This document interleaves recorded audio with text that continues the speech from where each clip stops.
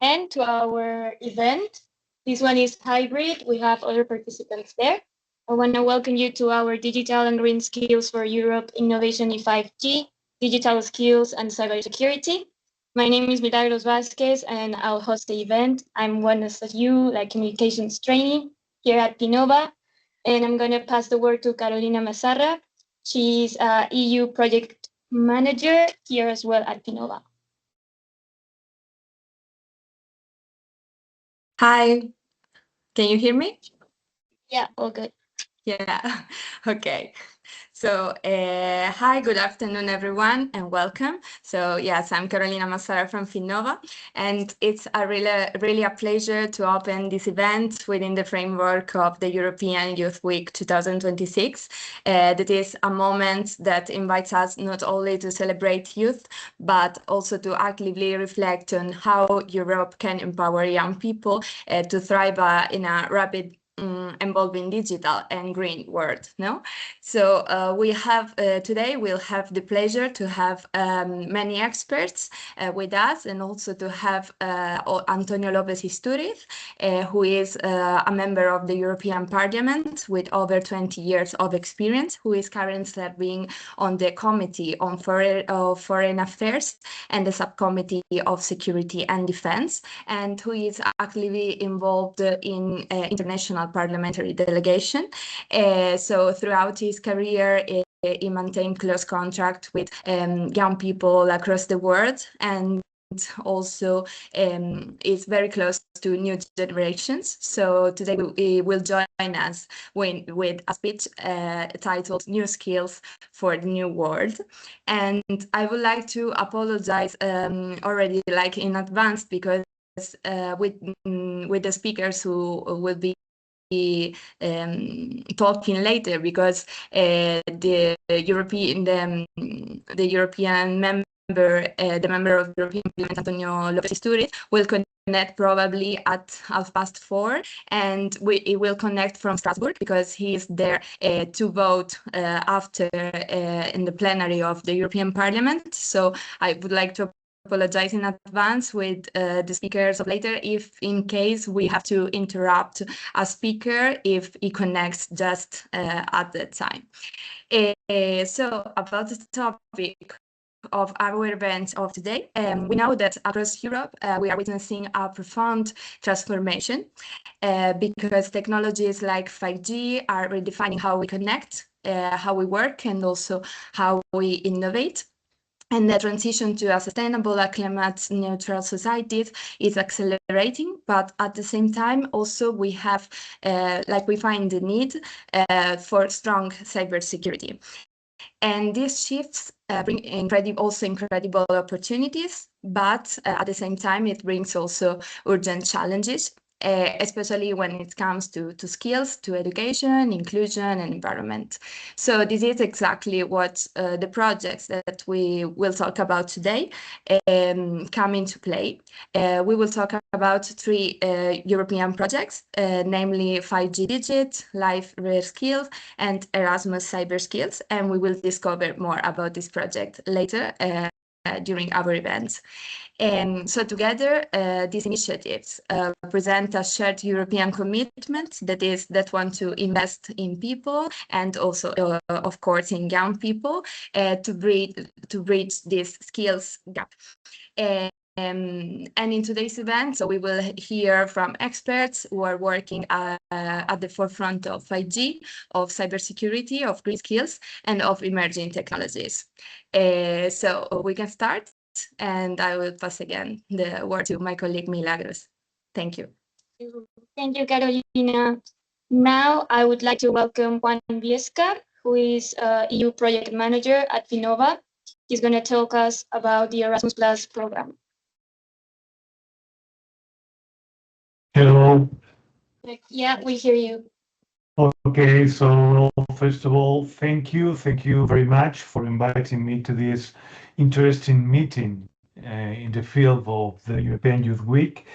So first of all, before starting, I just want to make a short presentation, okay, of what Finnova is, okay?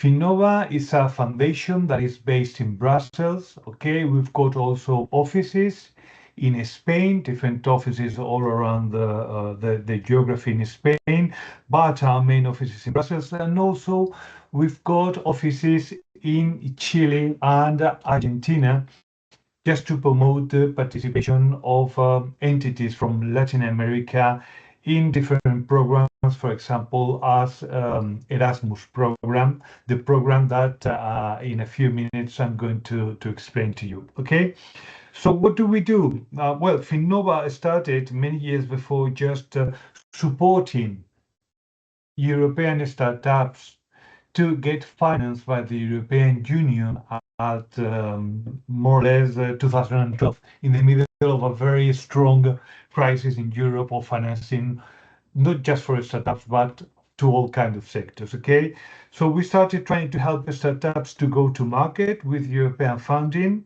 Then we started promoting your mobility programs between different European countries and the heart of Europe, okay? And also what we normally do, and is quite interesting, is we promote the participation of private and public entities into European programs. So like this, we can help these entities to participate in European programs, but also we also participate as partner in different initiatives of all kind of European projects. Today we are going to have three different experiences in which Finnova is involved, okay? But I'm going to focus right now, and I'm going to share my screen.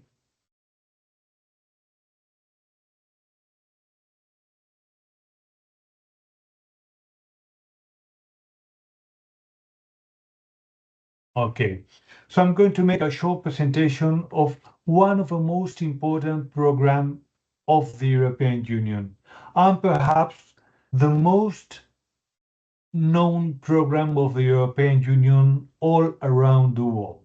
The name is the Erasmus program, that is mainly the program for education, training, sports, and volunteers of the European Union. Okay? So first of all, I have to start saying that here you can see in the screen the main policy guidelines of the European Union for the period 2021-2027. Okay, so there were many months before, there were only two main important objectives in the European Union: a European Green Deal and a Europe adapted to the digital age.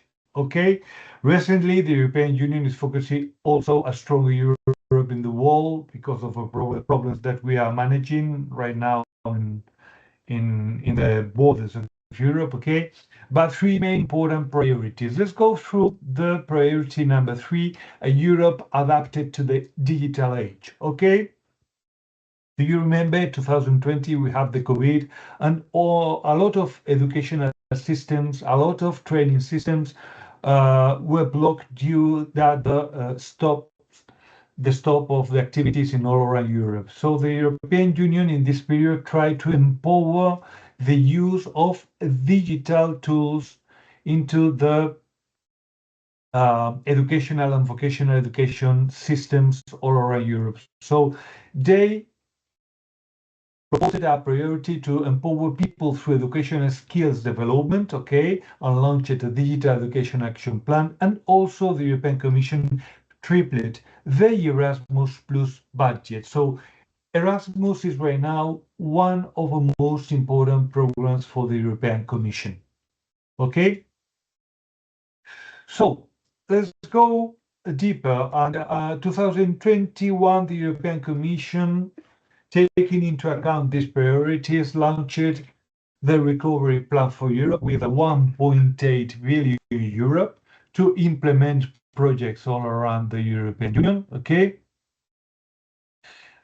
This Recovery Plan for Europe is divided into different programs, and trying to summarize, you can see on the screen that on your right, you can see the Next Generation program for the European Union that has also a lot of programs, is a program managed by the member states, Okay, so the European Commission gives money to the member state to implement different actions. On the right side, you can see the multi-annual financial framework for the period 2021-2027. I'm trying to summarize. There are three different types of actions or try to access to these funds. Shared management programs that are all the people knows the ERDF, European Development Fund, European Social Funds, that these funds are managed also by the regions of the member states, okay? At the bottom, you've got financial instruments, loans, equity, all these kinds of financial instruments, okay? But the main part of this multi-annual financial framework is what we call funds that managed by the European Union. That means that an entity, an organization can prepare a project and can send it to the European Commission. The European Commission is going to evaluate this program. The European Commission is giving you the money, and you don't need to work with any intermediate administration to participate in these programs. Okay? So let's go through these funds directly managed by the European Commission that more or less has got 150,000 euros in this period, and the biggest program in this financing scheme is the Horizon Europe, and the second is the Erasmus program with nearly 30,000 million euros to implement actions related to education and vocational education and training. Let's go through this program that is divided in general into three key actions. Okay, there are key action one that is a part dedicated to mobility of individual, not just take it into account, not just mobility of students, mobility of workers, mobility of trainings, mobility of whatever you want. This measure is all the people know Erasmus because the mobility of students, but you can make mobility of any kind of person in this key action one. On the other side, we've got the key action 3, support for policy reforms. That is a very small part of the program. But in the middle, we've got the biggest part of the program, that is cooperation for innovation and exchanges of good practices. Key action 2. Okay? This key action is specific, designed to develop training materials, new digital training tools, new certifications, to innovate in the field of education and training. So there are different ways to manage this program, this action, because I mean, if I have to tell you the truth, the Erasmus program is very easy, but it has a lot of particular and different measures. There are actions that are decentralized and are the member states that manages that actions. Okay, we've called it decentralized management. And for example, in the case of Spain, you can see on the screen, the national agency that managed this action is the SEPIE, Spanish Service for the Internationalization of Education. This decentralized management is for small projects, okay? And on the other hand, on the right, we've got the centralized management, bigger programs. Programs that normally are bigger than 400,000 euros. And these programs are managed by the executive agency of the European Union that is based in Brussels. Also, you have to know that centralized management goes to a particular, let's say, uh, managing program or managing web portal that is the funding and tenders. The people that work in the European Union knows this portal. And the other one, the decentralized management, is managed in the Erasmus WebGate for small actions. Okay.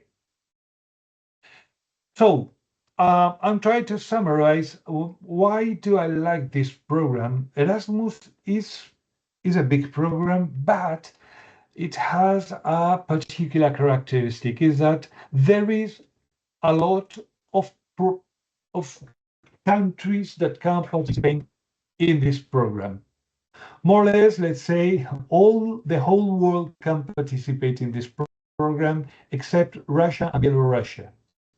The Erasmus program divided the world into different regions, and now we, for example, Fignova is participating in programs in Latin America, is participating in programs in sub-Saharan Africa, but there is a lot of regions that can participate in this program. And here on the screen, you can see the most interesting, just trying to summarize because there's 150 more or less different actions and small programs in this Erasmus program, the type of projects. So in WebGate Erasmus, this platform, there are the small scale partnerships that are small educational and vocational training programs, normally between 30,000 euro or 60,000 euro. Now then we go to bigger programs.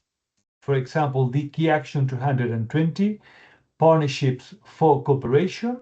For example, in vocational education and training, education, schools, youth, adults. Okay, there are three types of programs in these actions or budgets: 120,000 euro, 250,000, and 400,000. For example, today we are going to see a very good examples of partnerships for cooperation. Key Action 220 is the Cyber Skills program. Quite interesting program. Okay. And if we go to the bigger projects, we go to the funding and tenders platform, and there are two big actions that are normally known as the CVVET, Capacity Building in Vocational Education and Training, Key Action 233, and the famous Capacity Building in Higher Education. This last program is mainly for higher education institution, but is a program quite interesting, trying to cover in different actions. Okay, so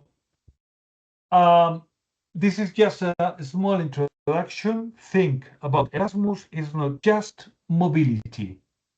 It's a very big program in education and vocational education and training. Okay, so finally here you can see on the screen, if you can search this on Google, you just click on the screen of this presentation, you just go through the Erasmus projects and results database that includes more than 300,000 examples of projects selected by the European Commission. So a big program that is quite interesting. So thank you very much for inviting me today. I give the floor to the next colleague of this interesting event. Thank you very much.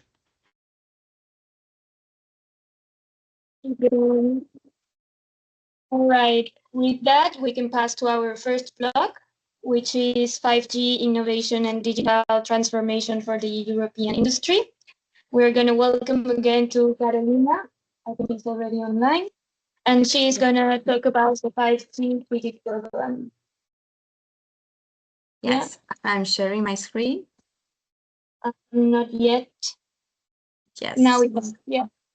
Okay.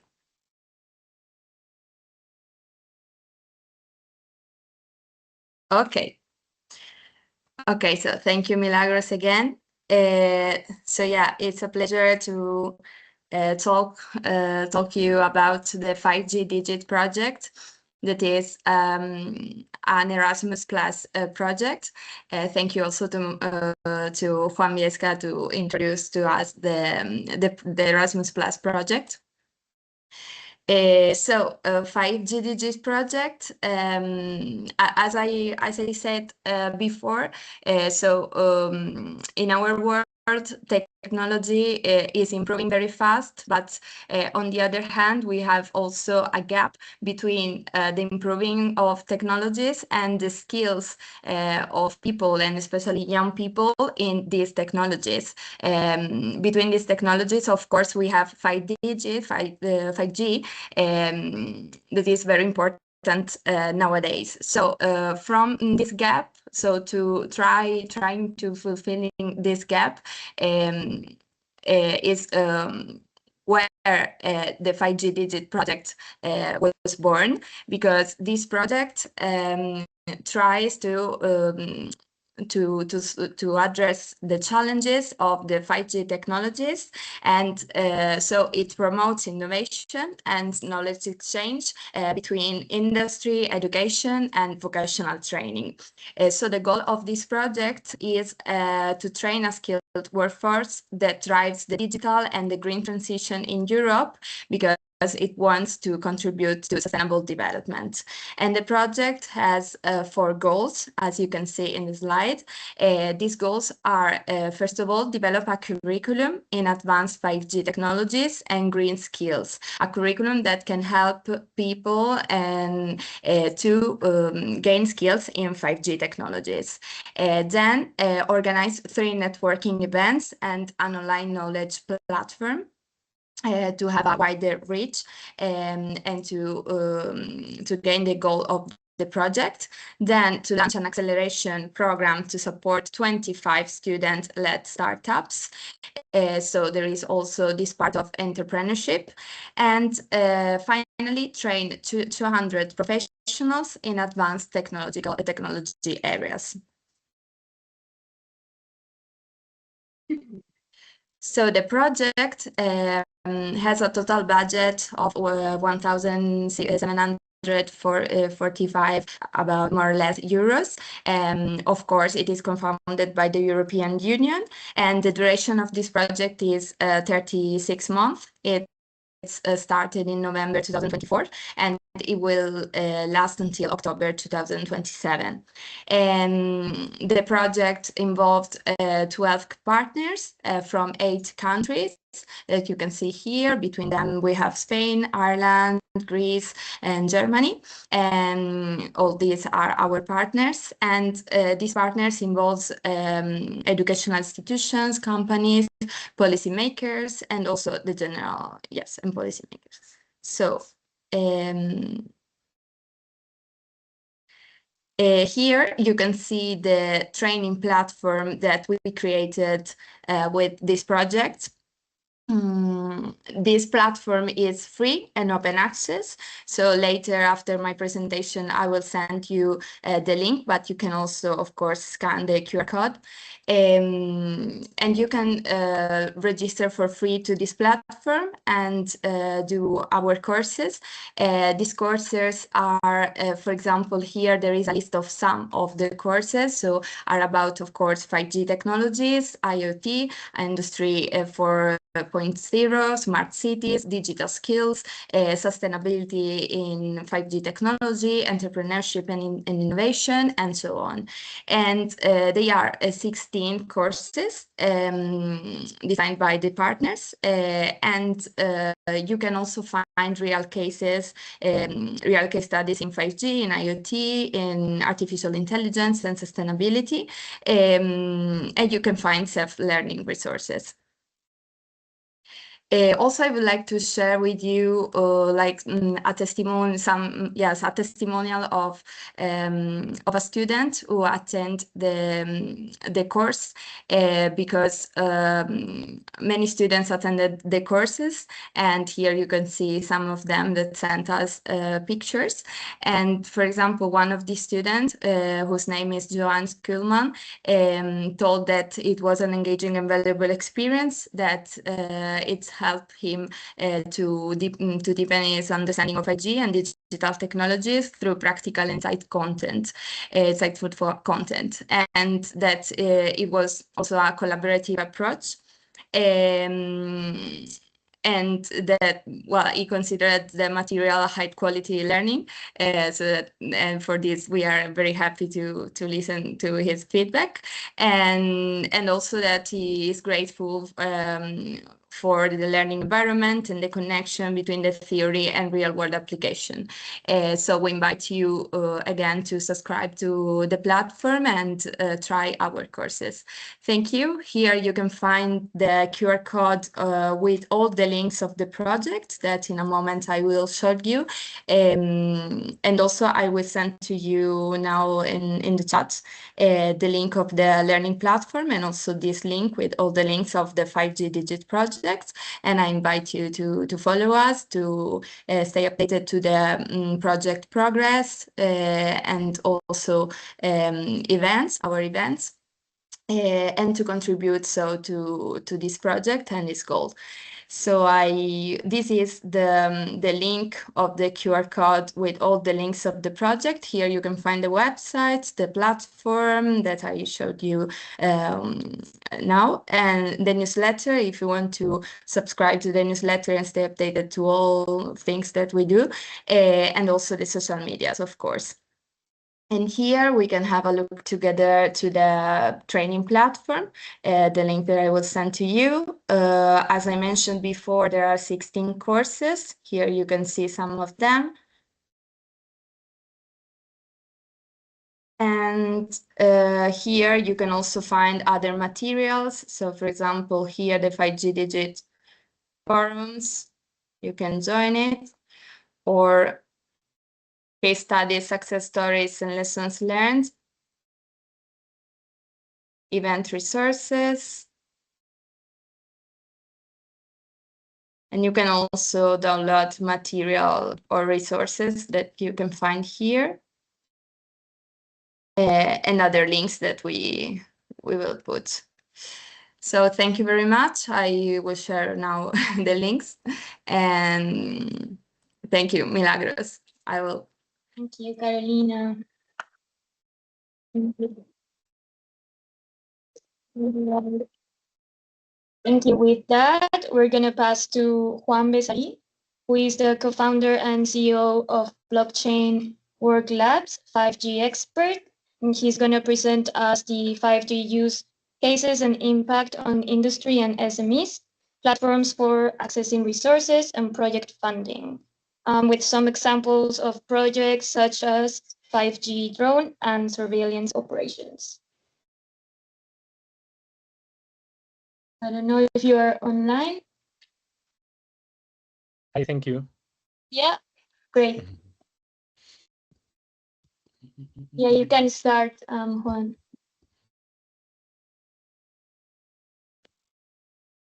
Do you see my screen? Yes, good. Okay. So good afternoon. Thank you for the invitation to be here today. It's always a pleasure to collaborate and participate, and even more so with this program, with the incredible team and institutions that make up. Thank you so much. My name is Juan Besari. I am one of the co-founders of the Investa platform that we will discuss on a few minutes. But I wanted to start by explaining a very interesting project that we carry out with the framework of 5G and the drone sector. Okay, so let's begin with the example. The number of commercially available and do-it-yourself drones, those drones that we make ourselves from components, is increasing dramatically. Here we can see how in just 10 years, the sale of commercial drones has evolved from selling approximately 1 million units annually in 2021 to exceeding over 3 million units this year, 2026. We will see. No? Drones can play an important role in critical part of the economy and society, because they allow, for example, to reach inaccessible areas, to collect real-time data that are, for example, essential for agriculture, also for construction or energy, and are able to carry out logistics and transport in more efficient ways. However, in recent years, the European Union has faced growing challenges relating to drones, including hostile overflights, airspace violations, disruptions to airports, as well as risk to our critical infrastructure, external borders, and even public spaces. To reply to these challenges and to the calls from member states, the European Commission has presented an action plan on drone and counter-drone security. It focuses on the civilian internal security dimension while complementing and supporting the work carried out on the defense domain by the Commission and reinforcing civil military synergies. The action plan is designed to support member states with practical actions focused on key priorities. For example, enhancing preparedness, boosting detection capacities, coordinating responses, and trying to strengthen the EU's defense readiness. The action plan focuses on a new approach to technological development and fast industrial production ramp-up. The main actions are like this. For example, these three. Investments to scale up the production of drones and counter-drone systems, a drone security package in 2026 to improve identification and registration of civilian drones, an European Trust drone label to identify security equipment on the market, and some more. Also include others like risk assessments to avoid high-risk suppliers, drone and anti-drone, counter-drone industrial forum that we will together civil and defense stakeholders and providers of technologies, and also a counter-drone center of excellence to boost and testing our capacities. Okay. What we did regarding this? What experience we have with 5G and drones? Drones usually operate on radio frequencies that suffer from interference, limited range, and very small bandwidth. Therefore, a quality image could not be seen through the drone, and above all, communication is lost very easy if a mountain or a building is in the way. That is, if a surveillance drone with high autonomy is created, when it moves away to do surveillance work, for example, control over it was often lost. This is changing thanks to 5G and satellite data. For this reason, some years ago, in 2016, 10 years ago, and just with the arrival of 5G in a common way, we prepared a first drone with 5G. It was a high-capacity drone, like you can see here, including a 2-meter wingspan. It was quite big for that moment. Up to 25 minutes of autonomy and the ability to lift up to 12 kilograms in weight. The drone, for long-distance use, instead of using the classic radio, the normal one, used the 5G phone for control and camera. Here you can see in the image that we have really a 5G phone, a classic drone, linked to the drone, sorry. So instead of being limited by the classic range, this drone was able to be controlled, for example, from Paris to Berlin, even if the drone was here in Valencia or in Madrid. This made the range of the drone practically unlimited. So what we get thanks to these 5G drones? Initially, these are virtually unlimited reach. The system allow access to drones with the simple requirement that it be in an area with 5G coverage. Second, the bandwidth and very low latency. The system allows sending a huge amount of data, for example, 4K video at a very low latency from many drones at the same time. And the most important part nowadays, security. 5G uses algorithms that are very much more difficult to decipher than the classic radio frequency. In addition, the drone has a unique identity link to the SIM card that we have in our phones, and this facilitates remote identification, allowing authorities to know who is flying where, and in case of malicious use, we can kill the drone's connectivity instantly, turning it in an useless object. Okay, and what we did learn in this process of creating this development, what changed regarding in innovation. During the process of creating the project, and many others similar to this, we realized that many innovation and technology projects in Europe are not fortunate enough to have the channels or contacts necessary for the creation of the teams and realization of the project. So we identify that many projects can even unreasonable take over 5 years to become a reality regarding these points that we see here. For example, we can lose even 1 year looking for the team that is working to us, another year looking for the investment, another year looking for the clients, and so on. We realized that with the current speed and demands in SMEs or startups, we must help entrepreneurs to be faster. For this reason, we created InvestUp, the company where I am one of the co-founders. InvestUp is a platform that allows companies and entrepreneurs to propose a project and find a team of people or consortium that allows them to make said project a reality. Likewise, we put companies and entrepreneurs in contact with those institutions or organizations that can help them make the project a reality, whether it's an administrative, legal, or financial investment level. That is, for example, when a user registers in our platform, we will ask them questions about their businesses, what they're looking for, the team they want, etc.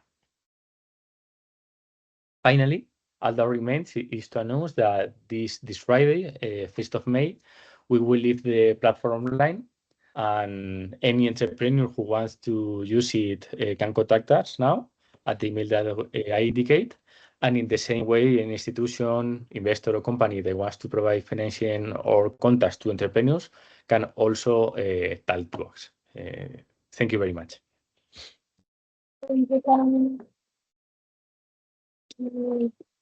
Very interesting what 5G can do with drones. With that, we have finished our first block, and we're going to continue to the second one, which is named Reskilling the Workforce for the Green Transition. It's a live reskill. We're going to welcome online also Amadine de Coster Lacour. I don't know if she can hear us now. Yes, I can hear you very well. Yeah, great. We Hello? can see. Yeah, we hear you. So shall I start? Yes, sure. Thank you. Okay, yes. So thank you for having me. And yes, I will speak of a rather different area, but I think very closely related also to the topic of this webinar. Let me first share my slides, and you can confirm that everything looks fine. I think it's loading now. Now you should see it. Yeah. Is it the Build Up Skills Initiative? Yes, you should see it now. Yeah, we see it. Okay, very good.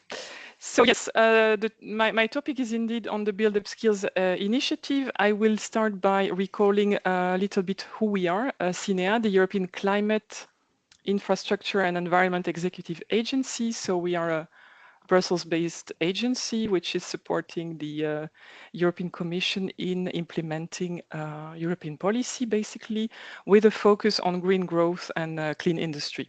And as you can see on this slide, we are managing 7 funding programs. So we are a funding agency, basically, and notably the LIFE program that I will detail in a moment. By the end of the current programming period, so that is by the end of next year, we will manage, we will have 4,000 ongoing projects for an operational budget of close to 67 billion euros. And as you can see here, the funding programs, they are connected to either clean infrastructure on transport and energy, research on climate energy and mobility with Horizon Europe, renewable energy financing mechanism, and yes, also the Innovation Fund, Just Transition Mechanism, and also we have a program on maritime fisheries and aquaculture. But for the topic of today, I want to focus really on the LIFE program, which I guess many of you will know from the more the nature and biodiversity component. Also, we We work on circularity, and but notably we have a pillar on the clean energy transition. And that is actually here on this slide, you can see where the focus is. Really the purpose of this program is to remove the market barriers, the non-technological barriers to the clean energy transition. And we do this by actually, for example, mobilizing investment and private finance, boosting capacity and skills, and also empowering citizens, for example, if we look at the topic on energy communities. So this is really the type of interventions we fund. So we like to say we fund brains, not bricks. So we are not funding infrastructure, but really projects aiming to lift the market barriers. Eventually, we aim at facilitating the implementation of the policy framework, and you can see that we are actually supporting 3 directives: the Renewable Energy Directive, the Energy Efficiency Directive, and the Energy Performance of Building Directives. So our work on the projects, selecting projects, managing projects, and then we feed the results back to the policy makers. So this is in a nutshell. If you would like to find out more about the program, I invite you to read this recent publication that gives basically some project examples, really some stories from the ground on the different thematic areas I just mentioned. But now for the topic of today, I will focus on an initiative we have been running actually since 2011. So it started well before the live clean energy transition program started actually. And really the idea behind was to, if you want to really to accelerate the upskilling of all the professionals along the building value chain, because we realized there was really a big gap. And also it was clear that all the actors that needed to be involved were not necessarily talking to each other. So the idea was to have a kind of forum to make sure that public authorities, but also training providers, companies from the building sector, unions, professional chambers, for example, would be able to cooperate on this very critical challenge we have, which is to upskill building professionals, namely towards the clean energy goals, so to have better buildings, more energy efficient buildings. In terms of target groups, clearly the main target group are the professionals themselves at all levels, basically. But we also then target as well the companies, the public authorities, and also building owners and tenants to make them aware of the importance of renovation and having quality works performed, basically. As regards the skills we are developing, it goes really in all directions, all relevant skills we try to address. So it starts from the very basic but super important skills on renovation of the building envelope, for example, down to really emerging skills required to operate smart buildings, if you like. So this is really in a nutshell what we fund. In terms of activities, they can be grouped in 3 categories. So first of all, skills intelligence. And by that, we mean data analysis and foresight, mostly. And in terms of outputs, we have, for example, funded national platforms and roadmaps with concrete measures in 30 countries. And these were recently updated in 15 countries. So these countries are now equipped with an actionable roadmap to accelerate skills in the building sector. And these roadmaps actually have been endorsed by key national stakeholders. A second type of activities is more traditional on skills development, so to develop qualification and training schemes to capture the emerging skills needed related to the clean energy transition. So here we can mention that more than 50,000 professionals took part in the pilot training sessions organized by the projects. This may look to be a rather small number, but here we have to insist that Build Up Skills is not about rolling out large-scale training programs. It's really about piloting new activities, new approaches, innovative ways to train the workforce, for example. So this is really, we believe, our added value. And then the massive rollout at national level has to be done through other funding sources, basically. And last but not least, we also work on skills uptake. So to make sure we have the demand for skilled professionals, so that really the market realize the importance of having qualitative works performed. And that is done through different approaches, notably awareness campaigns, where the projects go really in cities to talk to citizens, developing also skills passports, or leveraging what we call one-stop shops for building renovations, also looking at how procurement rules can be leveraged as well. So quite a different, varied portfolio of activities, I would say. Overall, we have funded more than 100 projects so far. There are a few more coming, actually, and budget-wise, it's a bit more than 77 million euro funding since we started this initiative. You will find all the results online on our Build Up portal. And just to give you an example, so last year we funded this new project called DI Virtue. It's starting in actually Bulgaria, Croatia, Czech Republic, Greece, and Romania. And here the focus is on developing training schemes based on virtual reality. So you can see on the left-hand side of the screen some screenshots from one of the training modules they have just developed. There will be more coming, and this is very, as you can see, very realistic, but all delivered through virtual reality, and that can be combined with other type of trainings, basically. And this is going to be piloted in the countries I just mentioned. Just before concluding, some highlights on future activities. So we have now a call for proposals that opened last week. It will close in September, and there are a number of policy-driven topics open for submission for applications. And next week we have an info day. So yeah, if any of you, stakeholders who are interested in applying, this is really the event to attend, to know a bit everything on this new call for proposals. It has also a topic on skills and also on digital. Our team is also organizing the EU Sustainable Energy Week, which is really the biggest event on energy efficiency in Europe. It has many different components, as you can see here. It's the 20th anniversary, by the way. And this year it will run under the theme of a clean, secure, and competitive energy union. And I can mention in particular, we have the Young Energy Ambassadors and also the European Youth Energy Day. So if you're interested, you can click on any of these links to find more information.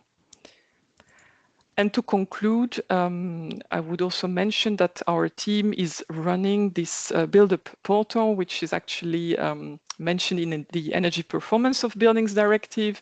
And this is really the portal for energy efficiency and renewables in buildings. It has many different resources, articles, technical articles, interviews, webinars. So feel free really to consult it. It has more than 15,000 registered users. So as such, it's also a way of promoting exchanges within the community of stakeholders. And with this, I will finish my presentation, and yeah, I'm available for any question. Thank you. Thank you. Now we're going to welcome Carla Montalva. She's associate professor at UPV and director of Catenere. I don't know if she's online now or if she can hear.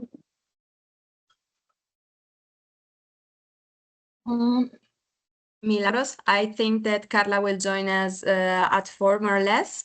So if you want, maybe we can ask if there is some questions, and we can answer like the speakers that we have already spoke, or if there is some curiosities, we can also collect them and decide if answering now or answering at the end of the event. Yeah. Guys, any questions from the presentations before? Any curiosity about the drones, 5G? No? All right. Well, any comments, like curiosities you want to know about the topic, about the convocatories, the deadlines, if you want to apply or you have any ideas?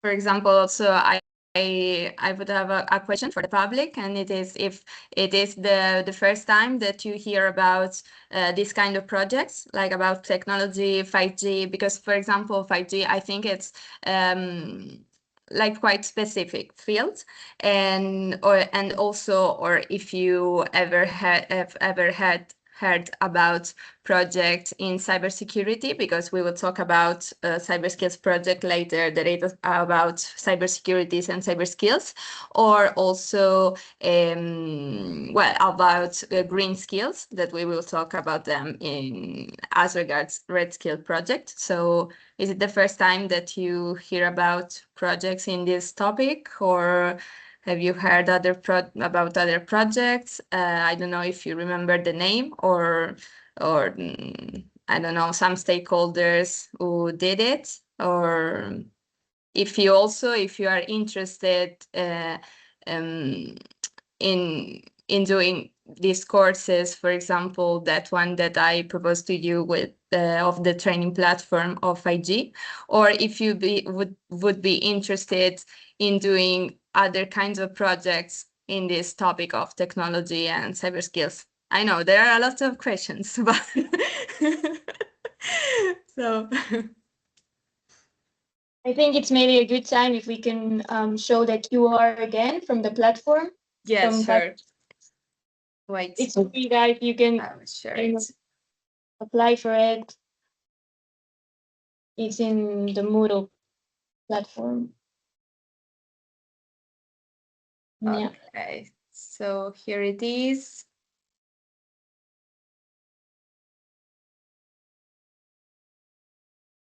Yeah, for example, also with like by raising your hand, maybe Milagros, you can have me like to understand, because it's useful for us to understand.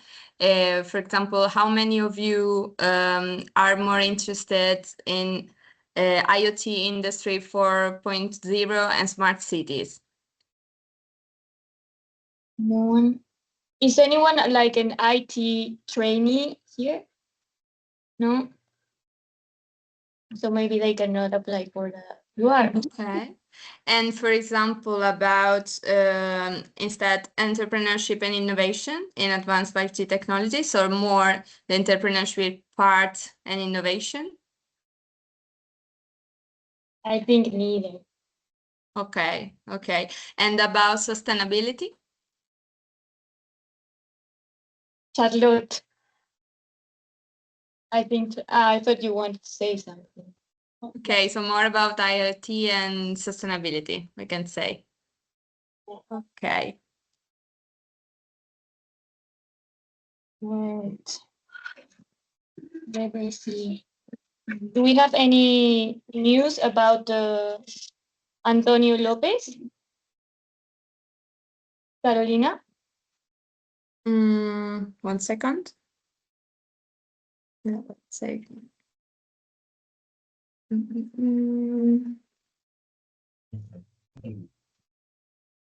No. No. Right. Maybe shall we pass to our third block, and then come back to our second block? Well, I think that if you want, you can maybe start to introduce Antonio Lopez, and we will No, it's early still. Yeah, so if the speakers of the third block are already here. Jose Maria Ruiz Cano, I don't know if he's online now. Yes, I am here. I'm here. Yeah, great then. So Could we're you gonna please Yeah. start, Jose Maria, and we change a little bit the order? Wait a minute, sorry. Of course. Thank you very much. Thank you, Milagros. Okay, perfect. I'm going to share the screen. A moment. Here. This one. Okay. Are you going to see my? Yeah, we're seeing it. Okay, perfect. Thank you. Okay. For me, and the Innovasur is a big pleasure being here, and thank you, Finnova, for the opportunity.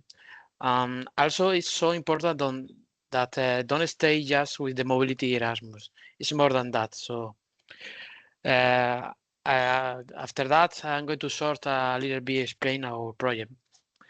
First of all, I'm Jose Maria. I'm the manager of Innovasur Foundation. Also, I'm the linear and development in Innovasur. So basically, I prepare the modules of the student that want to start on cybersecurity with the foundation. Also, we study the best work with the worker to find the best training for them. But we started the project. But before the project, I would like to explain the context of the cybersecurity. We have 5 points because I would like to explain what is the most important now and nowadays. The first point is recent threat. More than 10,000 attacks were registered in 2024. And also, I think that in 2025 is more than 10. While phishing remains the most common threat, and ransomware ranking as second with 250,019 cases. This is a 49 increase compared with the 2027. The other point is the defense is a deficit. We have a deficit in defense. Only 45 of a public organization currently possess the technology and the specialty working necessary to effectively defend their infrastructure. So we have to improve this. The regulatory evolution now is we have a new legal framework such as the Cyber Resilience Act. It's a new rule, and NIS2 directive has set a new mandatory security standard. So the companies have to study this new regulatory to work with the public organization in Europe.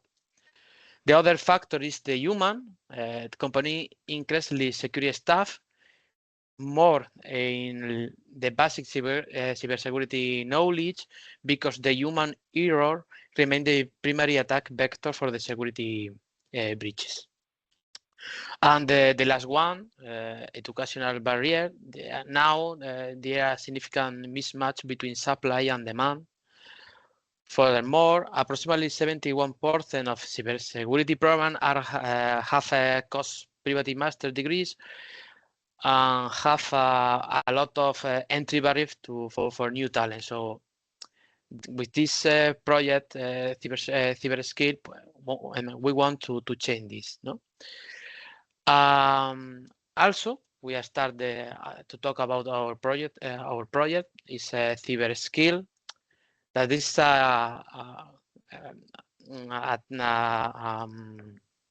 title, building an exclusive human firewall for a safer digital future, because we are working to make more safe the future. So the most important is the people that's behind the computer. But cybersecurity is a Erasmus cooperation partnership in vocational education training. As Juan said, it's a K220 project, so it's the second type of project of cooperation, innovation, and exchange of good practice. That this project is training, is is strategically designed to address the critical shortage of cybersecurity professionals across the European Union. It is our primary mission is to empower the young people with doing a specific focus on those rural areas, as well as underrepresented groups, or by providing them with high quality and accessible technical training. Moreover, it's an opportunity to work as remote work that now is so common. No? The project stands out of its innovative pedagogical approach, which integrates advanced learning platform with interactive games designed to simulate how wanna be the real world in cyber threats and deficit scenario in an in-game environment. Beyond technical instructions, Cyberskill establishes a certification system. We'll have a certification with the standard European Union. So this wanna be so important to start in the cybersecurity world and work in that.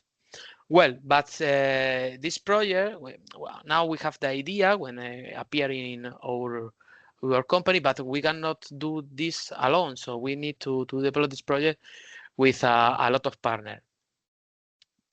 Before all, I bet the part for the partner, if I cannot explain exactly that they do. Finnova is the partner lead the communication, dissemination, sustainable work package, managing the project visibility, zone event and digital campaign. I think that I cannot say more than Juan Biesca said, so I think is enough. Vision 3 has the responsibility for starting the training program, in exclusively doing it accessible, especially by managing the social inclusion and guidelines, removing gender and geographic barrier. For other hand, we have a private PC. They lead the technical design of the project, including the development of a learning platform and the interactive serious game, as I said. They manage the practical implementation and workshop and technical piloting phase to guard the integrate the feedback. No?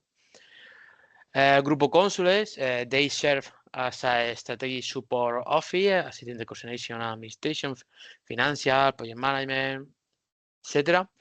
And the last one, we are the Innovasur, we are the coordinator acting the project with this project, overseeing the global management and leadership, the recruitment and cybersecurity skills. The other hand, we are going to do the program to study and have the hard skill to know about cybersecurity with a big quality and good technical integration, because we have a foundation that they are working on this 2 years ago, so we have a good base to work in the program. But with this project, we have some objectives to be this successful, and these are because we want to empower the young. I say that we have to training young people, but the objective is to arrive to 300 young people with all countries in Europe that want to work with us, because the Cybersecurity wanna be wherever you want to study, because it's a remote study, so it's for all. That the young will have because the project is for rural areas and perimeter areas, so they can study wherever they want. It's important for us, the enhancing employability, because it's a strengthening technical competency to facilitate the labor market integration and professional mobility. For other point is Jose Maria, Sorry to I'm very sorry to interrupt you. Sorry. Just to say you that I can see your first slide, but I Oh, cannot see sorry. like the others. No, don't worry. Sorry, Just sorry. I didn't know Don't where worry. to interrupt you, so Oh, sorry. sorry. I forget because I start to talk. No So problem, I no problem. forget Just for everything. people who are here. Thank you very much. Don't worry. I have 2 mirrors, so don't worry. Okay. The second part is enhancing employability. No, I said that. So anyway, the third is fostering study cooperation, provision with a collaboration between educational institution, technology company, and key stakeholder. Now we are working with universities in Spain, in Romania and Belgium, sorry. So a lot of schools to find the best way to start with cyber skill and know the cybersecurity abilities. The last one is the promotion, inclusion, and diversity, because it's so important for us, and this have a high quality training, accessible in region with limited educational opportunity to combat this exclusion, because the cybersecurity is for all. You only need to have a computer to understand all the soft skill. Maybe with 1 year or 2 years studying just in this kind of technology, you can be a good worker. No? Next. How we are work now.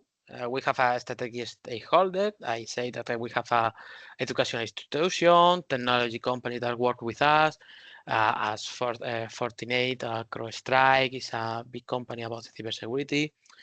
We have a lot of level of mobility with the connection with this all of stakeholder. No, also with Innovasur, without Consule, you with Vinnova, Privact, etc.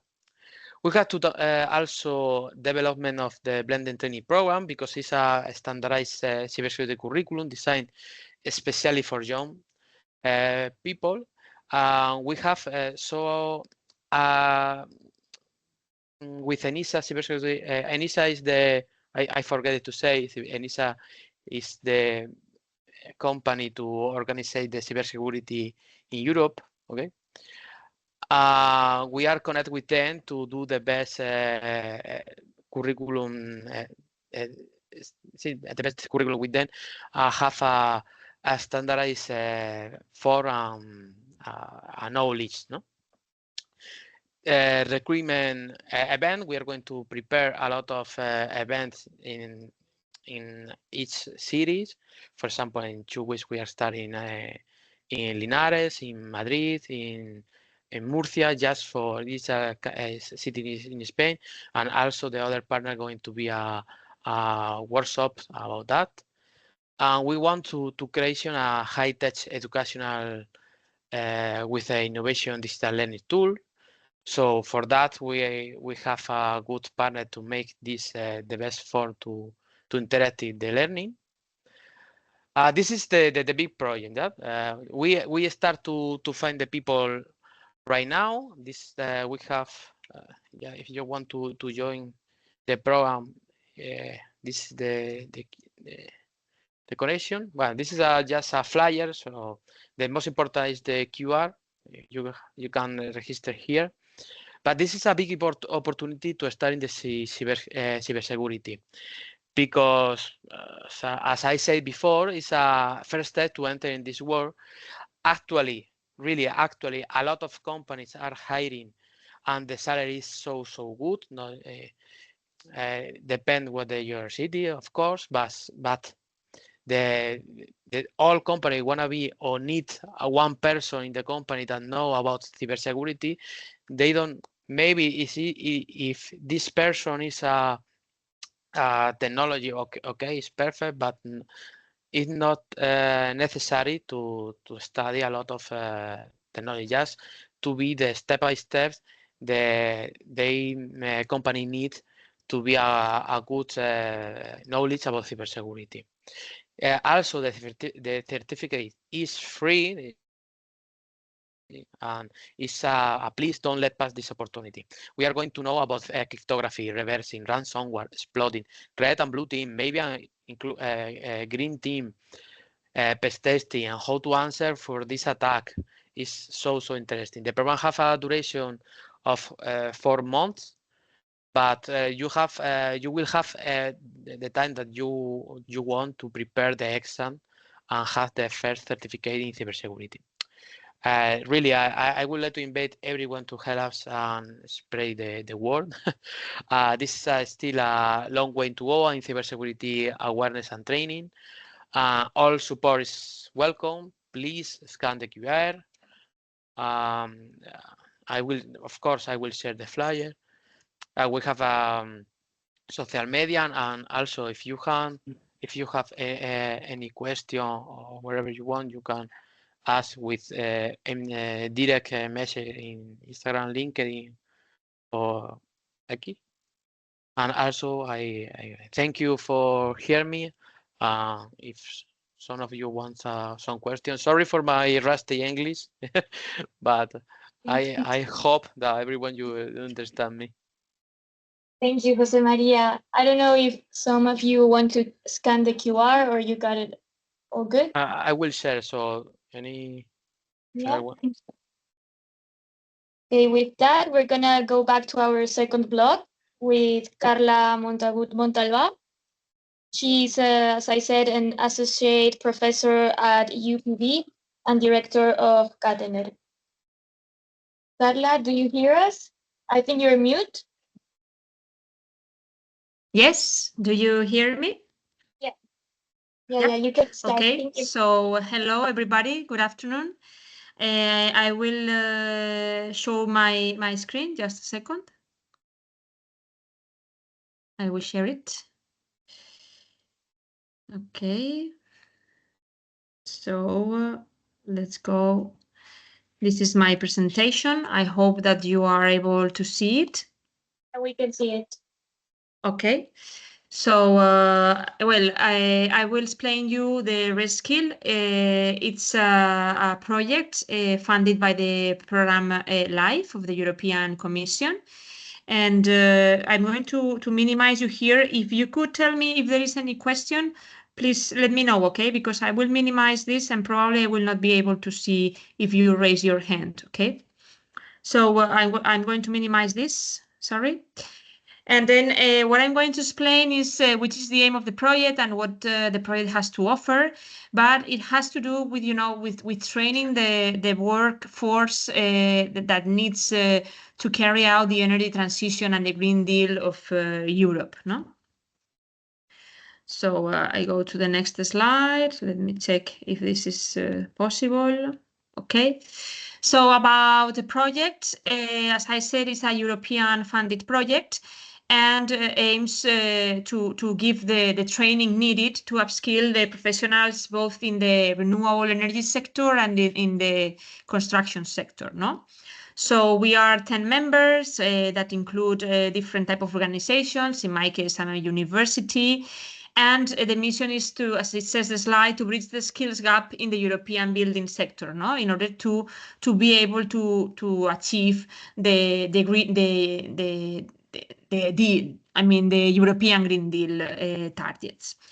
Which is the educational approach. We develop, among others, micro credentials in the form of massive open online courses that can be attended online, but we also make some boot camps, which are training courses in person in different locations in Europe, Spain, England, and Greece, etc. And also we put an emphasis in digital skills that are also needed. These micro-credentials have been developed jointly with the people, different entities in the energy transition ecosystem. For instance, there are different hubs in each of the countries where people from the industry, also university, all other research centers, and other people that finally employ these profiles have contributed and validated the different micro-credentials, okay? The contents. And well, our idea, as I said, is to co-create this, so create together these contents and the different topics of the micro-credentials that are, each micro-credential is a group of videos, which are the massive open online courses, but we also have serious games and role-play games where, you know, the student can play like in a video game and can have a different role. That would be like a simulacrum, similar to what would happen in his or her professional career. And then, for instance, imagine that you are engaged in an energy company, and then you have to develop a project, and you have this role.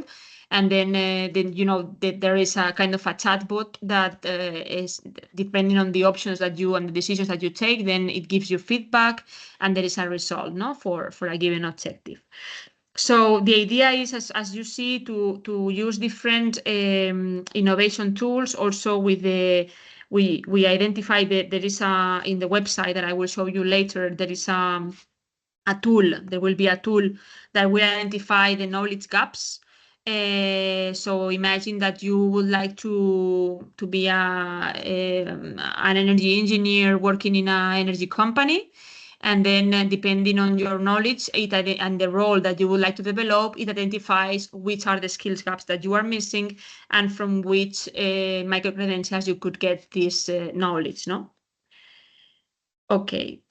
So as I said, the outputs are this skill diagnostic tool, then you know, that tells you which are the courses that you would be useful for your purpose. Then we develop different innovative educational tools like micro-credentials, as I said, you know, a group of videos for a given content. So it's imagine that you want a course doing with renewables. So there are different contents and courses, lectures in the end that are online, and then you can access for free as a user because it's funded by the European Commission. So they are on a portal that I will show you later. And they were developed, some of them previously in other projects. In this project, we are developing brand new ones. We also have different case studies, case practical studies that you can solve, like challenges that you can solve for different topics. We also do these training boot camps that are in person in each country, and also you can use serious games, no? And then we have different programs for this micro-credentials, this training. We have a program doing with energy management and digitalization in urban districts, which has to do with decarbonizing the cities mainly. And then we also have another, which is more for focused in renewable energy and smart energy integration in buildings. Okay, so we are talking about 12 micro-credentials. Each micro-credential is maximum 3 credits, 2.5 to 3 credits. And you know, if the students will be able to enroll online and then get a certificate that is certified by the university, the training unit of United Nations, UNITAR.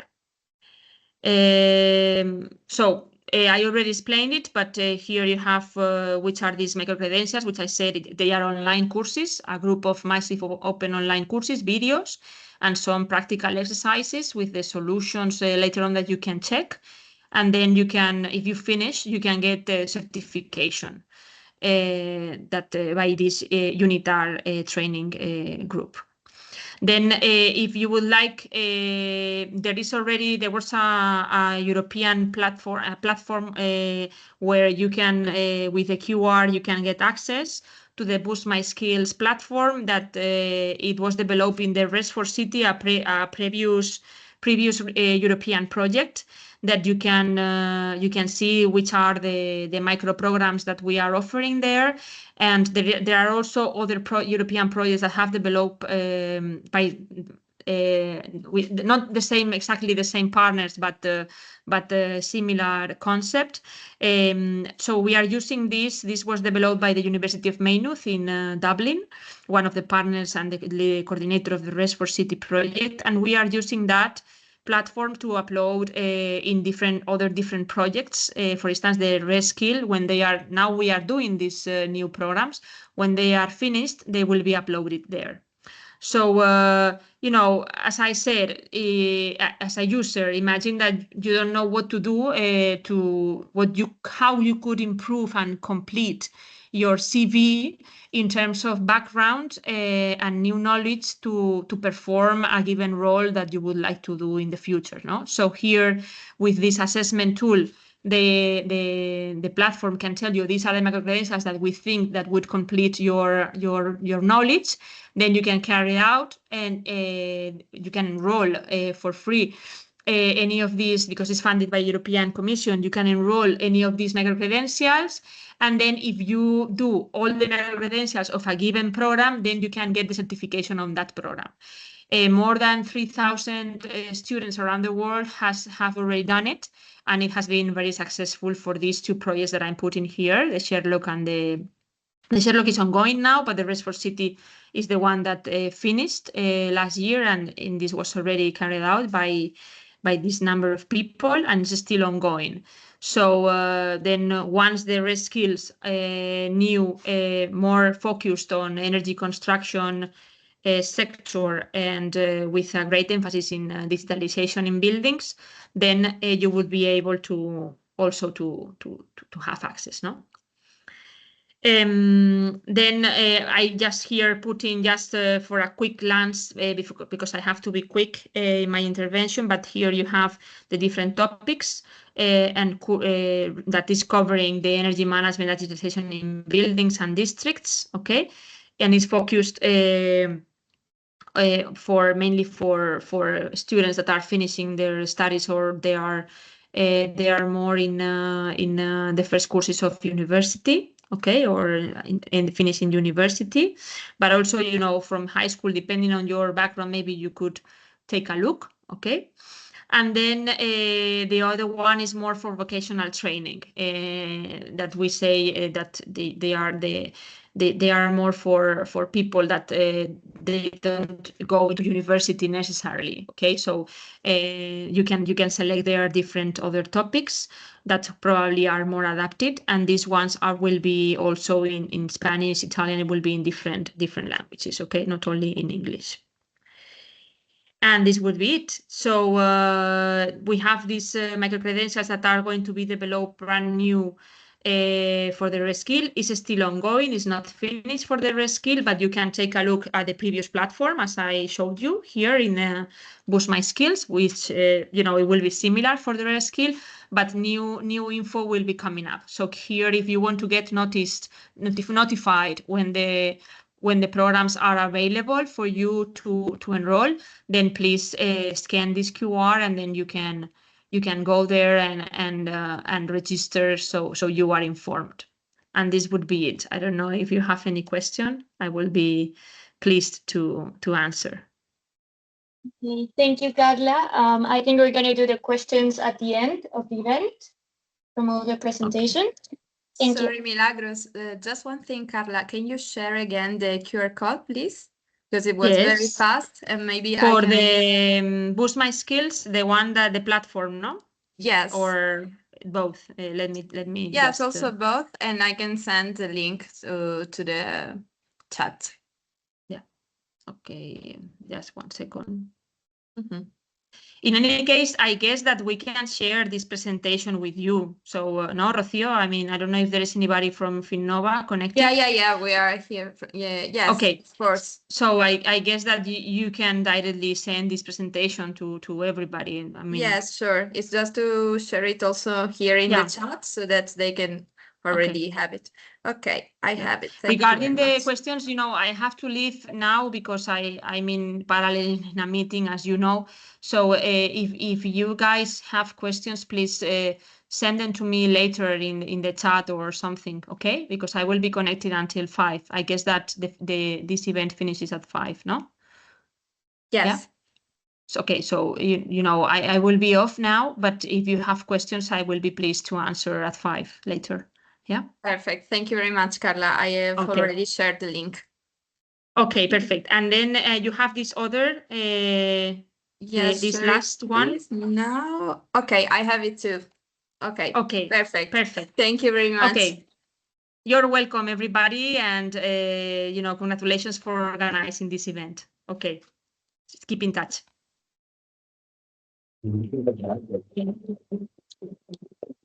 All right. So with that, we have finished our second block, and we're going to continue with our third one. Before introducing the next participant, I would like to say that at 4:30, we're going to have the participation of Antonio Lopez Isturiz. So maybe the next speaker, if we interrupt you by advance, we're sorry. So we're going to continue with Yetzabel Serna, CEO and founder at Cyber for People. And she's going to talk about bridging the gap between skills frameworks and the real world execution. Yetzabel there? Yes, hello, good afternoon, and thank you for having me. Let me know if you can see my screen. Yes, we do. Yeah. All right, so good afternoon, everyone. And today I would like to give let's say, a industry perspective of what is basically translating the gap between using skill frameworks to what is the real world execution. So my name is Yetzabel Serna. I'm the founder of Cyber for People and have more than 20 years of cybersecurity expertise. I'm also an appointed member of the ENISA's European Cybersecurity Skills Framework ad working group and a university lecturer.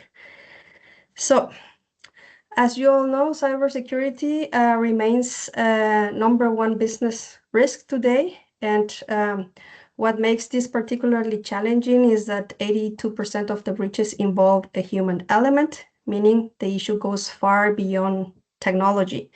At the same time, there is a significant global shortage of cybersecurity professionals. Worldwide, the gap is estimated around 3.5 million experts, and in Europe alone, there is a shortfall of approximately 500,000. And this challenge is, I will say, further compounded by the lack of diversity in the field, with women representing only about 24% of cybersecurity professionals. So together, these factors make it clear we cannot rely on experts alone. So we need to rethink how we approach cybersecurity across organizations, right? So an important question here is this only about cybersecurity talent shortage, or is it also about a cybersecurity capability distribution problem? From our experience at Cyber for People, organizations and especially SMEs, they struggle very much to navigate the cybersecurity regulatory landscape. This was also mentioned by the previous speaker. There are more and more regulations like CRA and NIS2 and so on. And organizations find very challenging to translate these regulatory requirements into concrete actions. So more concretely, what tasks need to be performed, which roles are responsible for those tasks, and what skills are required to achieve compliance. So frameworks such as the European Cybersecurity Skill Framework, they provide a significant value by mapping roles to tasks, skills, and knowledge. However, these frameworks are also designed in a way that they are very abstract, and combined with the limited in-house expertise, it makes it very challenging to operationalize and practice.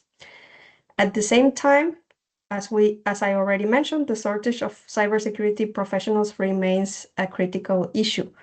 So that means that even with ongoing upskilling and reskilling efforts, the overall talent pool is not growing fast enough. As a result, cybersecurity must be approached as a shared responsibility across organizations rather than something that relies exclusively or solely on dedicated experts. So our goal as Cyber for People is to move beyond just mere awareness and towards the practical implementation of what we call the cybersecurity culture. This means adopting a people-centric approach that goes beyond simple awareness, and instead it actively involves every employee across the organization, obviously including cybersecurity experts. And in this model, cybersecurity becomes an integral part of daily operations. It's embedded in employees' roles, responsibilities, habits, and also decision making. And it's not just about what people know, but how they behave, right? So I would like to illustrate these challenges with a concrete example. In this example, I have selected the automotive sector. The automotive is one of the most complex environments when it comes to cybersecurity. However, a similar use case can be applied to any other sector. As you can see, the automotive sector has an extremely complex regulatory landscape with frameworks like the UNR 155 or GDPR, CRA, AI Act, NIS2 for transportation, and so on and so forth. But also because there are so many different technologies involved in this complex ecosystem. So you have embedded systems, you have cloud services, you have a complex supply chain, over-the-air updates, increasing AI-driven functionalities, and everything is interconnected. So this creates a really highly fragmented and demanding ecosystem where cybersecurity cannot just be confined to a single team, but it needs to be addressed across the entire organization and also along the supply chain. So even though over the past few years, the automotive sector has done a lot of progress in structuring and developing cybersecurity capabilities, many of them have started very recently to formally define roles and responsibilities, which was missing some years before. However, when we take a look a little bit closer to these examples, by the way, these are real examples. These are not fabricated examples. In many cases, roles are either defined very vaguely or overly broad. And this leads to a lot of situations where responsibilities are unclear. Individuals are assigned to roles without having appropriate qualifications or skill sets. And this is very critical because unclear role definitions directly impact the effectiveness of cybersecurity implementation. So as you can see here in this example, a product security officer, basically here in the role definition, it just simply says that needs to have knowledge of cybersecurity and advanced knowledge of cryptography, which obviously is not enough. All right. At the same time, organizations that are trying to close their gaps, they are trying to hire more experts. But here we have another problem, which is the job descriptions that in many cases, they are simply unrealistic. So many postings are essentially looking for unicorns or individuals who combine deep expertise on multiple domains in cybersecurity, embedded systems, cloud security, risk management, pen testing, compliance, and so on and so forth. And these requirements, in most of the cases, represent a skill set of several specialists and not a single individual. And this creates a disconnect between what organizations need and what the talent market can realistically provide. And this mismatch has also direct impact on the hiring process. First, it will narrow the pool of eligible candidates because very few people will realistically meet such extensive and overlapping requirements. Second, it will slow down recruitment as organizations will spend much more time searching for perfect candidate who in many cases does not even exist. Third, it will lead to negative outcomes. So either roles will remain unfilled or candidates will be selected who do not really match the actual needs of the position. And there is another problem that impacts the diversity dimension because as research shows, many women are less likely to apply for those roles unless they really meet 100% of the listed requirements, unfortunately, right? So when job descriptions are so overly demanding and unrealistic, they will discourage qualified women for applying.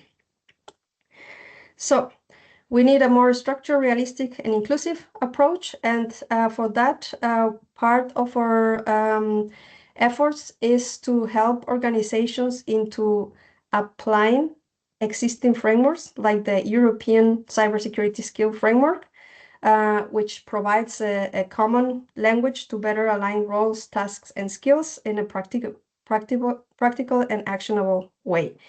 So in this example, the very first step is basically first to do a translation of the legal requirements to tasks that need to be performed, and those tasks to map them to a framework like the ECSF. And the ECSF provides a guidance where you basically just simply need to analyze the target environment and identify the specific objectives. Like, for instance, for this example, one of the objectives is attract or retain talent by promoting attractive job opportunities. And from there, identify what are the real needs of the organization and map them to existing roles in the framework. Roles can be combined because the framework is quite flexible. Once you have selected the roles, then you adapt them to reflect the unique demands, in this case, for instance, in the automotive context, and from there to implement the profile, so to apply the customized components. This is something that we have done not only for automotive, but also for organizations that are right now struggling, for instance, with the Cyber Resilience Act or with other regulations. And we believe this is a very helpful instrument for defining roles and also for defining also job descriptions and many other artifacts that are needed by the organization. By doing so, there are a lot of benefits because, of course, when you enhance the job descriptions, you will reflect what you really need. So what are the skills and qualifications? And this will automatically lead to higher quality of applicants and that you attract, let's say, candidates with the appropriate expertise. You will improve the candidate matching alignment between the job requirements and the expectations. Support for targeted training and also talent development, and enable target recruitment strategies, which in the end will also expand opportunities for upskilling existing employees and increase the likelihood for finding qualified applicants potential, leading to reduced time of to hire. However, frameworks like the ECSF are usually applied for a specific cybersecurity roles.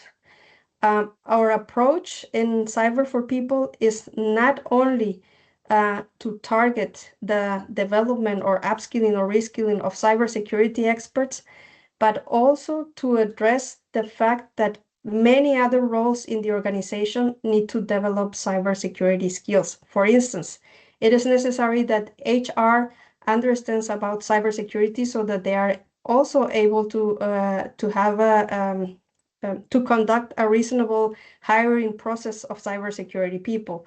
It is important that developers, like software developers, also get cybersecurity skills, not to become a cybersecurity expert, but simply to apply cybersecurity according to their role.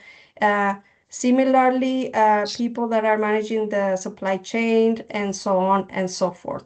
So the approach that we are following, we are working tightly together with ENISA, and we are trying to help organizations, especially SMEs, which have, let's say, a lot of restrictions in terms of resources, to do this translation to an implementation of what is actually a security culture where every employee in the organization has a role in cybersecurity.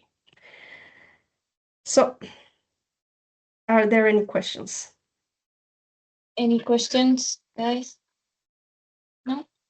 Okay, thank you, Jezebel. We're going to continue with Anne-Sophie, but I think it's here.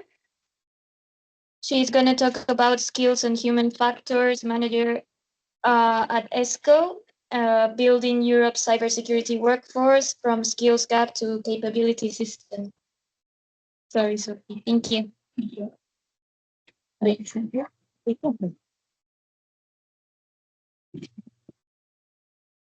Okay, amazing. So hello, everybody. I think I'm one of the last persons, probably. So let's dive directly into it. I'm the Skills and Human Factors Manager at the European Cybersecurity Organization. I will directly also explain who we are at EXO, what we exactly do. But maybe first some... No problem.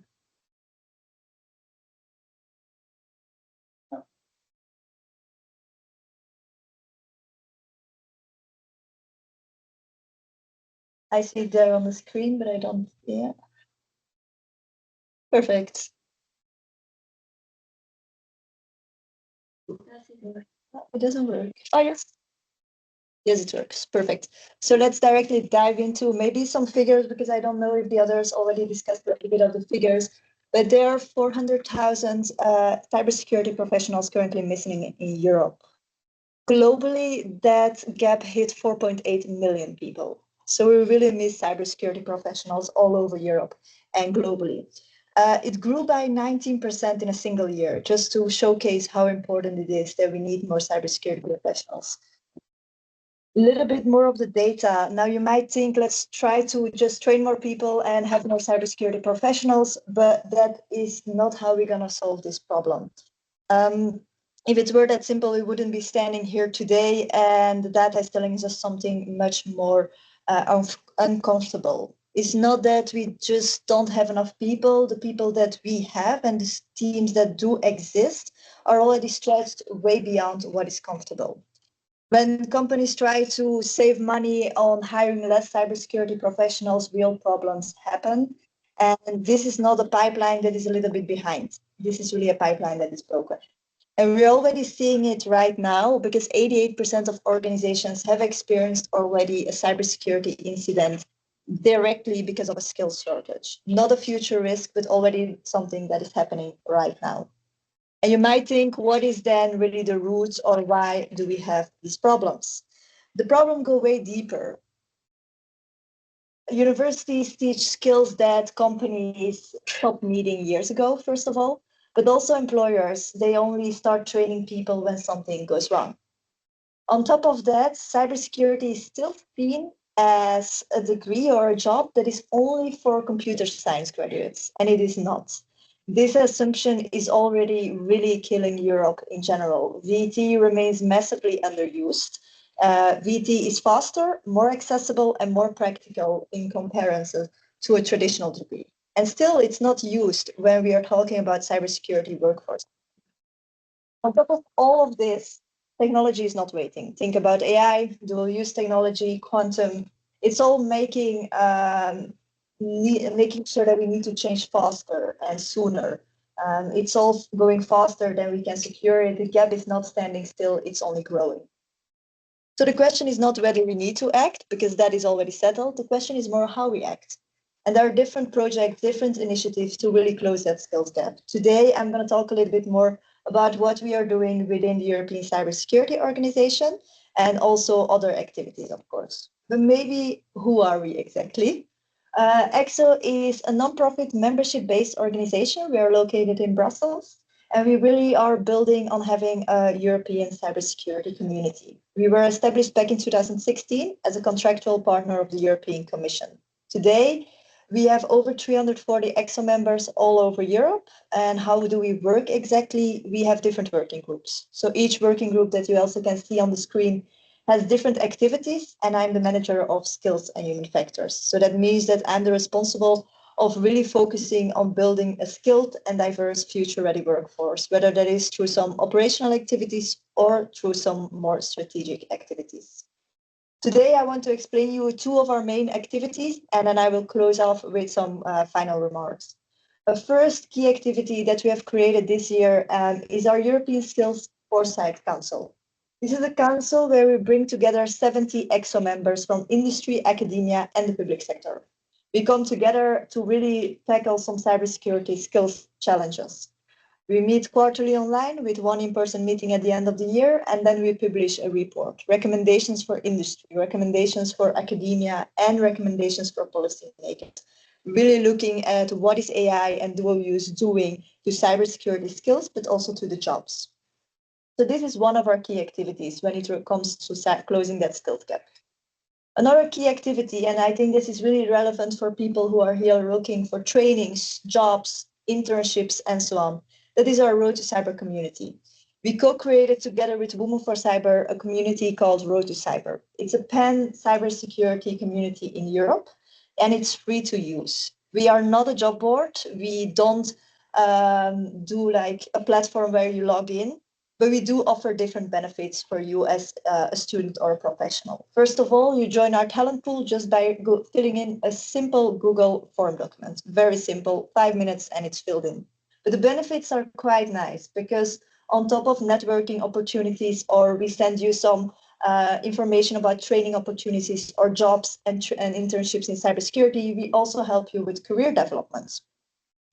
And with career development, we mean, for example, organizing webinars, how to skill, how to train, how to help you guide throughout the cybersecurity workforce in Europe. On top of that, we also organize job fairs and CTF competitions throughout whole Europe. We already did job fairs in multiple countries all over Europe, and our next one will also be this year in Brussels on the 26th of November, together with a CTF competition. So that's a capture the flag competition. It's open for everyone, students and professionals. Quite nice on our job fairs is that it's quite international, quite English driven as well, and that it's not only for students and linked to one university. So we also attract, for example, people who already have 10 years of experience. Our talent pool, also quite interesting, 60% are female.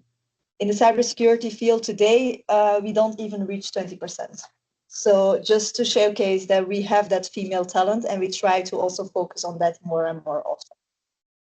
Also important, you already heard it from the previous presentations, but Road to Cyber is always based on the European Cybersecurity Skills Framework from ENISA. So we always try to follow these 12 roles in cybersecurity and base ourselves also when we organize webinars. If you want to join, feel free to join. You can join for free. And also there is a webinar already coming up next week where we're going to explain from cyber criminals to ethical hackers. It's a person who was in prison because of cybersecurity and hacking, and now become an ethical hacker. So it's a quite interesting story. So if you're interested in that, feel free to join for free Road to Cyber, and you can get the invitation to register to the webinar. The website is also, we have a website, so feel free to check it out as well. So maybe some closing remarks, very important. You have heard the problem. You have heard what we at EXO are doing about it to really close that skills gap. But we cannot do this alone. This is not something that only EXO is doing. This is just one of these initiatives to really close the skills gap as a whole. We are also involving Women for Cyber to make sure we are not leaving half of the population out of this conversation, because it's not only from one side that we will get the solution. So this is not one initiative. This is really a system that is taking shape. And initiatives like also Cyber Skills that is here today is really what we need to collaborate and make sure that we reach that and have more cybersecurity professionals in Europe. Today, I want to just focus a little bit of what needs to change and on who we need to focus today. So if you're a student or professional, I would say the field really needs you from every background, even when you're not technical. Soft skills do matter, even more or equally important as the technical ones. It's quite underestimated often, and people are not realizing how important it is to have these soft skills as well. then clear pathways are being built. Look at ENISA, the skills frameworks, and so on. So there are also people who are needed without that technical background. Maybe you have a law degree or you have other degrees that are also relevant for cybersecurity. If you're looking for educators or trainers, then my message is also very clear. We really have a gap between academia and industry.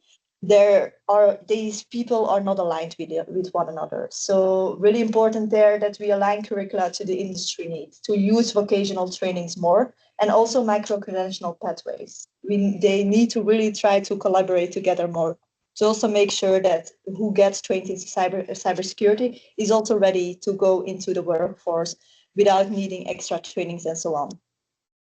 And for policymakers, there the message is also quite clear. We really need that stable funding on a long-term basis. EU-wide certifications and recognition, the Commission is already working heavily on that.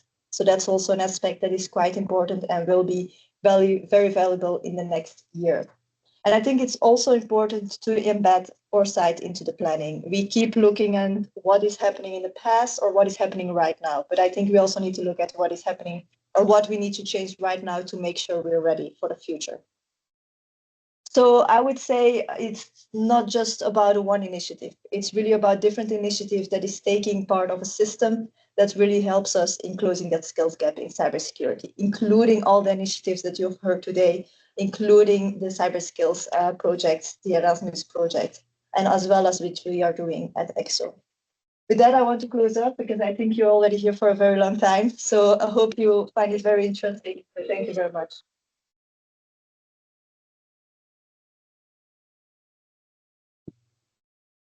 Thank you, Sophie. So we're gonna pass to, sorry, that was the end of our third block.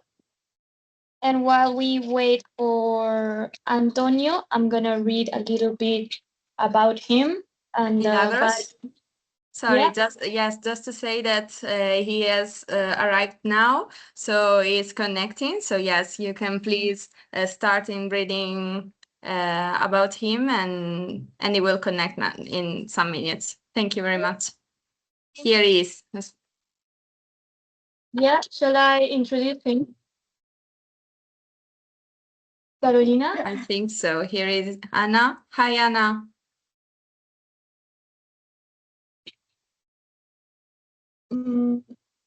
Hi, Anna. I don't know if you can hear us.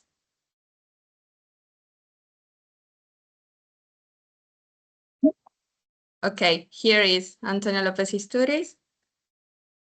Okay, perfect. Shall I introduce him or pass him the word? Welcome, Okay. Antonio Lopez Isturiz, and welcome, Ana. My colleague Milagros is going to introduce Antonio Lopez Isturiz, member of European Parliament, and we will give you the floor to talk with us during this event. Thank you very much to be here and for connecting. Go, Milagros. Thank you. Thank you, Carolina. So Antonio Lopez Isturiz is a member of the European Parliament with over 20 years of experience, currently serving on the Committee of Foreign Affairs and the Subcommittee on Security and Defense, and actively involved in international parliamentary delegations. He served for more than 2 decades as Secretary General of the European People's Party until May of 2022, and is currently Secretary General of the Centrist Democrat International. Throughout his career, he has maintained close contact with young people across Europe and beyond, promoting democratic values and bringing the European project closer to new generations. Just a few days ago, he addressed students as the Jean Monnet Chair at the University of Salamanca, where he reflected on the major challenges shaping our time, the transformation of the international order, the role of the European institutions in the face of geopolitical tension, and the challenges that the technological revolution poses to democracy and the rule of law. For this reason, we are especially grateful to have his participation today, connecting from Strasbourg despite his demanding schedule. As the parliamentary session is about to begin, we truly appreciate his availability.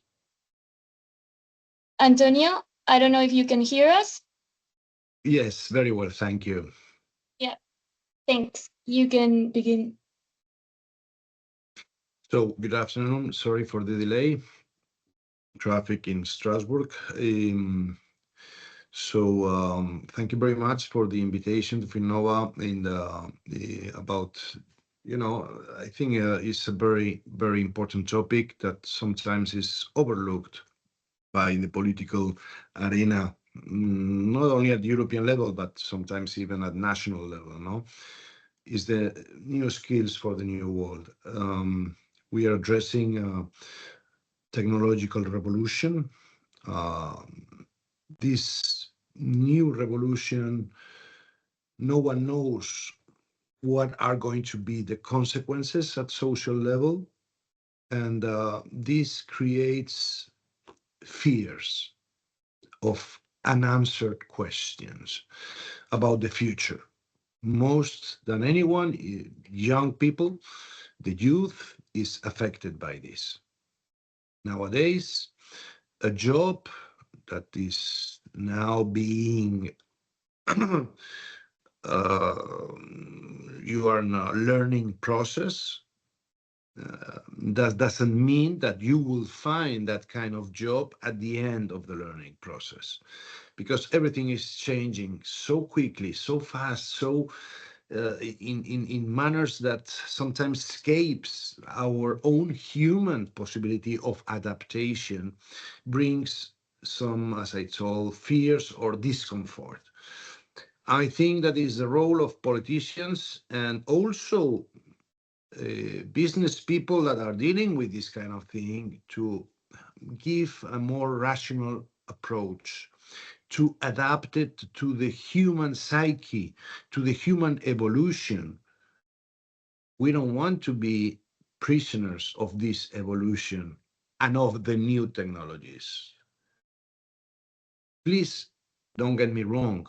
I am not against these new technologies, this revolution. On the contrary, it means always evolution for human beings, as it was the Industrial Revolution in the past. But remember the past precisely. Sometimes it's good to do it. There were 2 world wars that came as a consequence of the social instability created by the Industrial Revolution. That's when I say that the isms were created. What are these isms? Nationalism, populism, socialism, communism, fascism, you name it. All trying to give, at that time, to working people answers. Again, like today, the same species appear. What I call, sellers of, imaginative solutions. These populists, no, that we have now in politics, offering solutions in 2 days. All this is coming from the same root, unchecked and unanalyzed consequences of this new revolution. It's a technological revolution. We are also talking about a green transformation, and all this in a more complex and uncertain global context. As you see now, geopolitics, someone would say it's a little bit crazy with all the things that are happening now nearly every day, every week, compared with just 10 years ago. Again, this has the same roots. In Europe, this green transformation that is accompanying also the technological revolution was dealt by the Green Deal.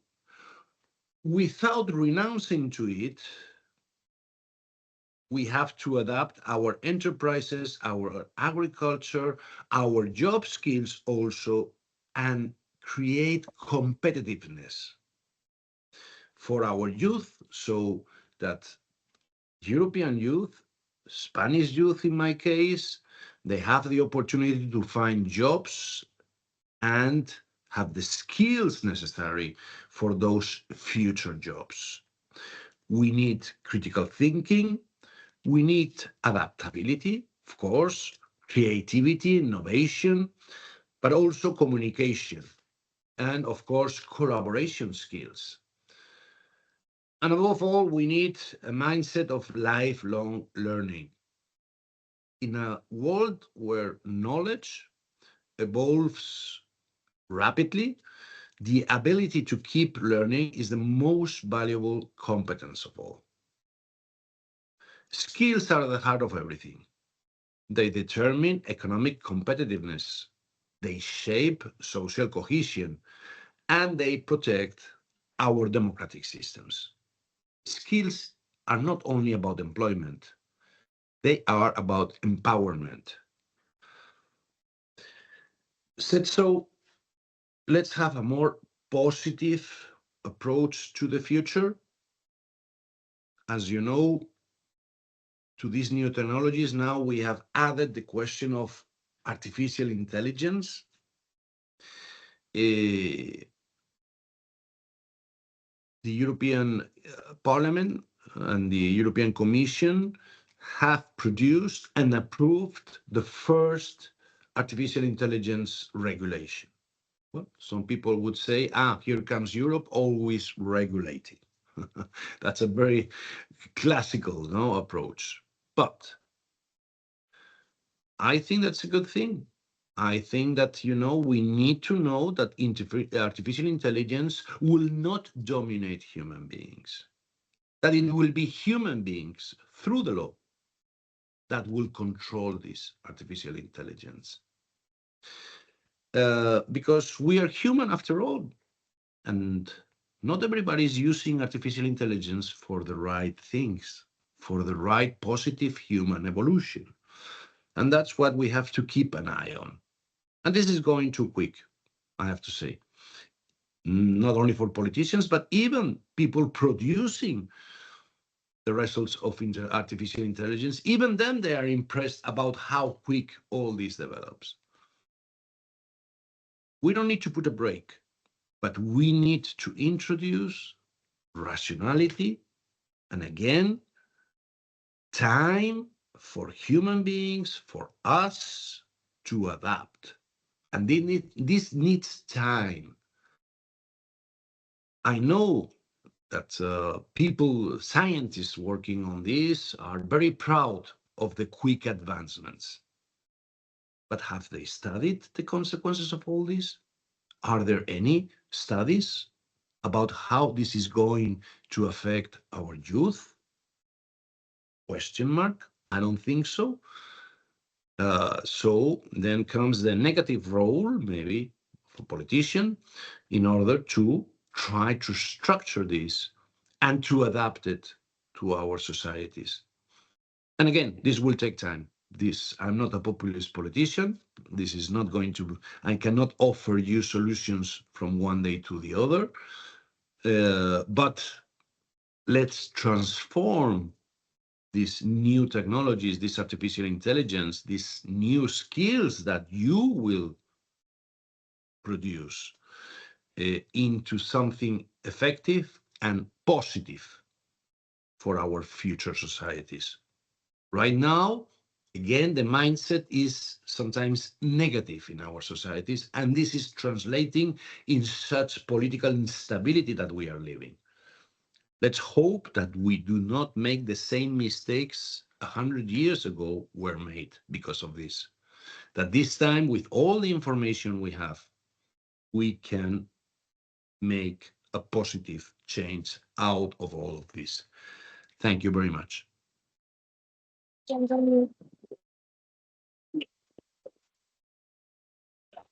you're muted, I think so. Yeah. Okay, well, thank you very much, Antonio. I think we as students and also trainees, we can use AI more as an ally rather than looking at it like a replacement for our human minds. With that, we can pass to the closing with Carolina Mazarra. Thank you very much, Antonio, again. Thank you for your time, for being here, for inspiring us, and for giving us insights. Thank you. My pleasure. Thank you. Thank you to all of you for the invitation. Have a very nice day and yes. Goodbye. Thank you.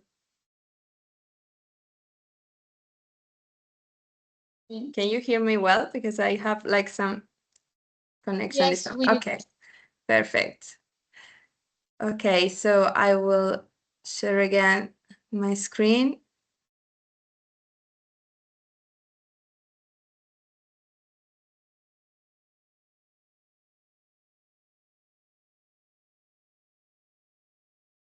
Okay, so I proceed with the closing of this event.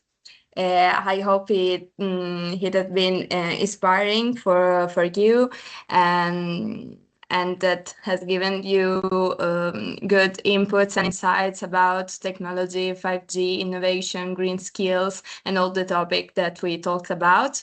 I want to thank again all the speakers, all the experts of this topic to be here with us. Thank you also Milagros for sure. For moderating this event, and I hope that you can find useful all the links that we sent you, all the platform, and that you can keep following us to stay updated to the progresses of the project. And I also want to briefly mention, because they have already talked about it before. So I would like to mention that the LIFE program 2026 call is now open. The LIFE program is the use most powerful financial instrument for the environment, climate action, and clean energy. It has a total budget of 601 million, more or less, and it has a co-financing of up to 75%. And you can apply with projects in 4 main areas. There are clean energy transition, nature and biodiversity, circular economy and quality of life, and climate change and mitigation and adaptation. And also the call opening was on the 21st April of this year, and the deadline is in September 2026. As it was told before, from tomorrow to 30 of April, there will be the info days.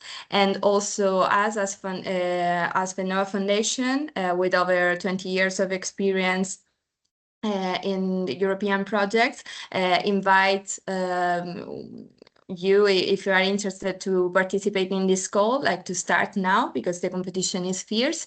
So if you're interested in participating and you would like more information and help, you can here is the contact of our one of our European project manager, Adrian Noeda. I will pass it also. I will share it through the chat. And please do not hesitate to contact us for any European fund you are interested in. Thank you all again. I think there is no questions because we have already asked. In case there is something, please tell me, Milagros, if someone has raised his hand or her hand. Yes, here we have one. Yeah? Okay. It was Anne-Sophie. Where is she already left. But we can share maybe Milagros, if you can take note of the contact of the person who has this question, we can put them in contact in order to clear a doubt or question. Okay. Something else? Someone else? Sorry. Someone else? Any questions? No, Carolina, I think that's all. Okay, so thank you all again. Have a nice afternoon. Thank you, guys. Goodbye.